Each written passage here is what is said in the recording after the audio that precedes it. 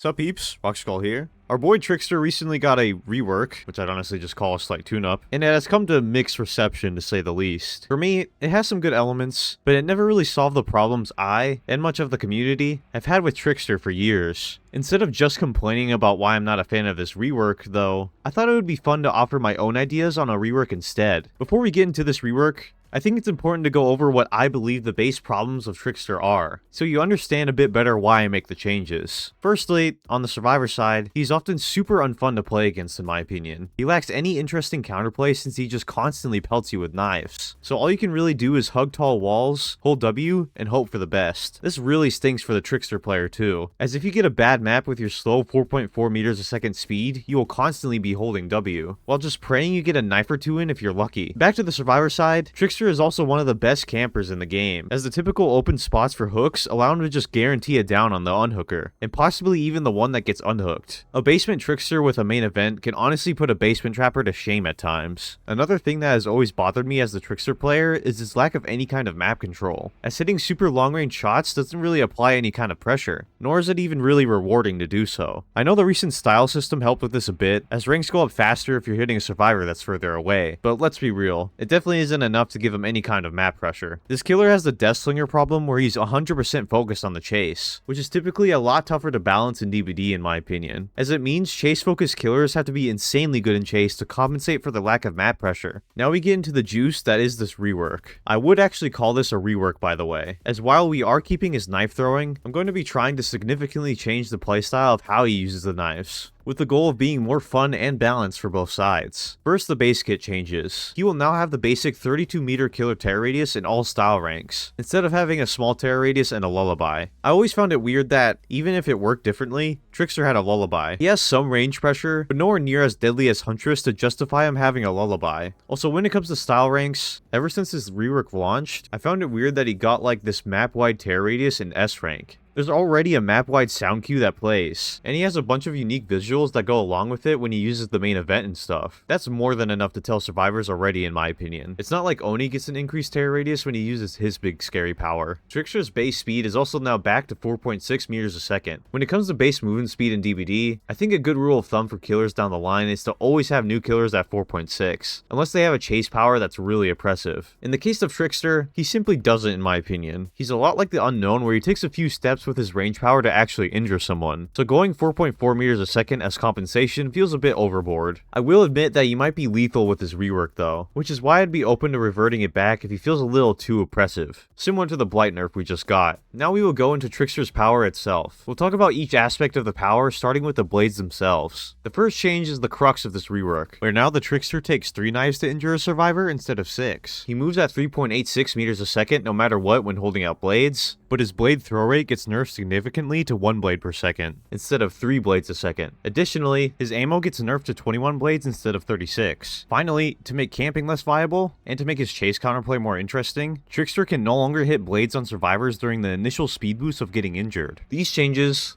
along with a few other changes I'll add later, make it so each blade hit has significantly more value, which allows Trickster players to go for tougher blade hits without feeling super punished for it. On the survivor side, dodging each blade becomes really important with his nerfed ammo capacity too, and is now a lot easier to do with how slow he throws. Since we nerfed the spam, I thought it would be a fine change to keep his movement speed consistent as well, just to make holding W against this killer less valuable. Finally, as a fun addition, I think the Trick Blades add-on should be made Basekit. This, if you didn't know, allows Trickster's blades to bounce off a wall or object once. And personally, I find the skill expression of this add-on extremely interesting. I've seen some crazy clips of people getting downs with this, and I think it goes great with all these changes too of each blade having more value. As a bonus, it just gives him a higher skill ceiling, while making his power stand out a bit more to other range killers. In conjunction with the blade changes, we are also reworking how Laceration works. Laceration no longer passively goes away. Instead, each of the knives now need to be pulled out by survivors. Each knife takes 2 seconds to pull out at base, and this can only be done by standing still. Overall, similar to the blade changes, the goal of this is to make each knife the Trickster hits on a survivor have value, as a survivor needs to waste time pulling them out. or else the next chase will be much easier for the Trickster. It makes long-range knife hits have more value, and it makes him a lot deadlier during chase. Short time makes it possible for survivors to pull them out during a chase too, but it comes at a huge risk of forcing you in place. Survivors have to think carefully when to actually do this. Moving to the ranking system, we have some changes to make things more interesting to go along with my rework. Firstly, style ranks no longer increase throw rate. Instead, each rank increases reload speed by plus 20%, which adds up to plus 100% in S rank. Each rank now also adds plus 0.5 seconds for how long it takes for survivors to pull out knives, all the way to plus 2.5 seconds added in the S rank. Additionally, the amount of style points you gain are doubled with blade hits to compensate for the rework.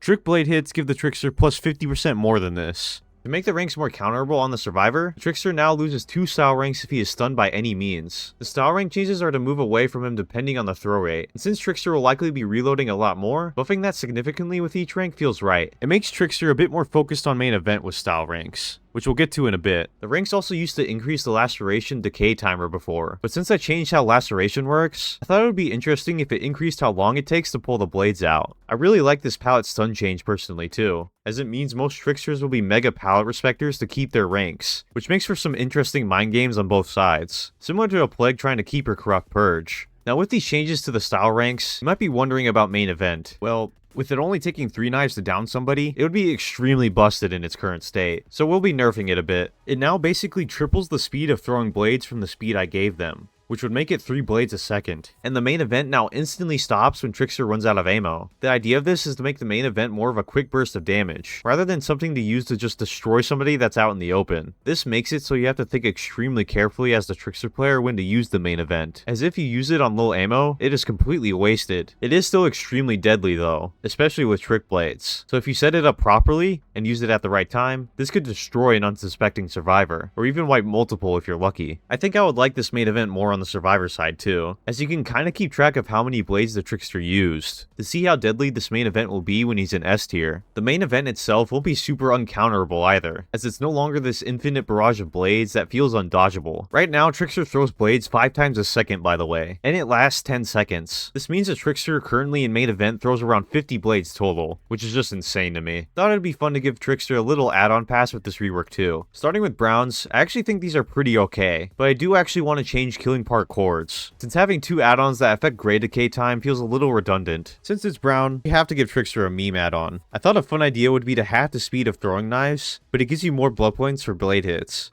This could allow for some unique angles you couldn't hit normally, but overall is definitely a nerf. I also have to nerf Trick Pouch slightly, as having 8 more blades with this rework would be pretty insane. We'll just go to 5 to still keep it decent. Now to greens, a lot of these just won't work with the rework unfortunately, or are just bad, so a lot of changes are incoming. For the Bloody Boa, we'll stick with the Laceration vibe by having it take plus 2 seconds to get blades out. The Caged Heart Shoes I thought would be fun to make a return to an old Iridescent add-on, where now for every blade you have in a survivor, the Trickster gains plus 2% haste. This will make it easier to deal with survivors who are holding W and playing around cover well. G1's Autograph now gives the Trickster plus 10 more blades when activating the main event. These blades can actually go over the blade limit, so you could end up throwing 31 blades in the main event if you have full ammo. Lucky Blade I do actually like the concept of, but we'll just be buffing it to only require 4 blades to activate its random effect instead of 8. Tequila Moonwalk will now increase the Trickster's blade projectile speed by plus 20% for 10 seconds every time he gains a style rank. This allows the first couple blades when ranking up to be possibly easier to hit. I do actually like most of Trickster's blues, but there's 2 here I do want to change to fit with this rework. First is Fizz Spin Soda, where now it increases the main event throw speed by plus 25%,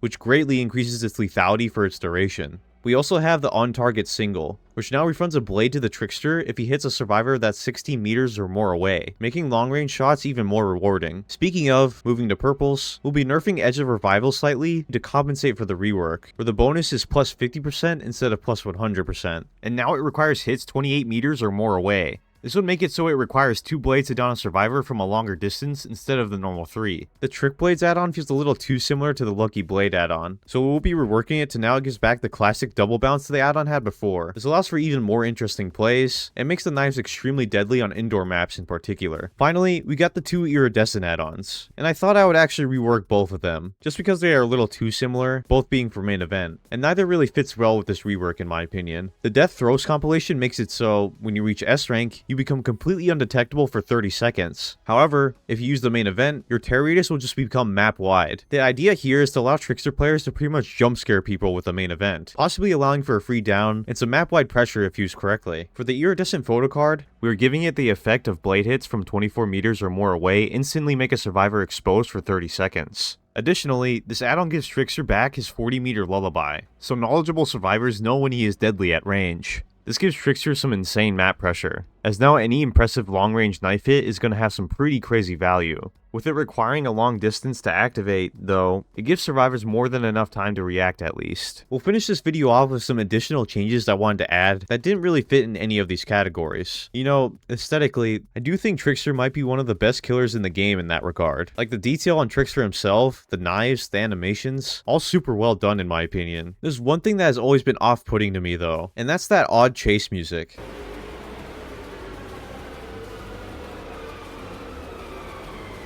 I like the tear radius stuff, but you're telling me the one music-based killer in the game is pretty much given a tornado siren as his chase theme? I get that it's based on the lore where you put people's screams in the music, but that doesn't make it necessarily a good idea as a chase theme, you know? There's a lot of great fan-made Trickster chase music out there, but a recent favorite of mine is this one from Scooty Booty, goated name.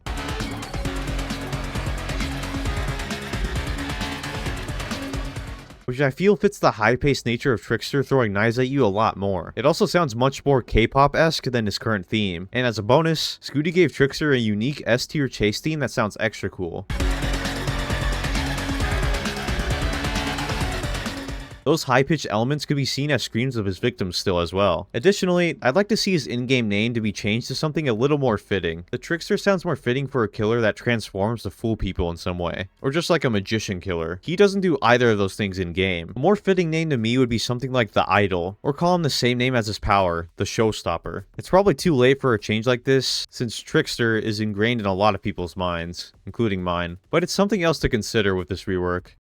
There we have it, my concept for reworking the Trickster. You can let me know your thoughts on this overall rework, and possibly what things you would want to see changed or added to it. Thanks for the support as always, peeps, and we'll see you in the next one. Peace. Rock skull. All you wants to do is stream all night. Lobby full, rock skull. Never gonna play with me, but it's alright.